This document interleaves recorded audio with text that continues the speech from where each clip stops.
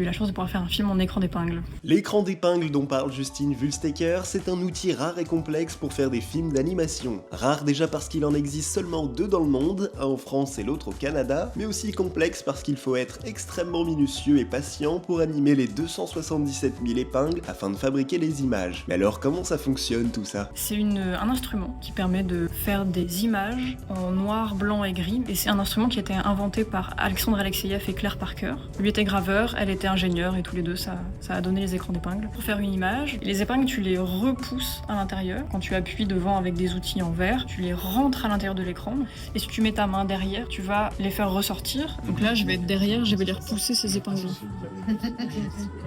C'est très physique comme manière de créer des images. Tu repousses, tu ramènes, tu repousses, tu ramènes. Quand tu repousses, c'est le blanc, quand tu ramènes, c'est le noir. Si on veut que son regard change, on va effacer son regard qui est là. Et image par image, on va l'animer pour qu'il aille plutôt par ici. Tu vois. Tu redessines, tu resculptes. Le ratio, on en est à 1 mois de travail pour 1 minute de film. Donc moi, mon film, il durait 6 minutes. Et j'ai fait 6 mois et demi de résidence. Un travail très long mais qui donne naissance à des films jamais vus ailleurs.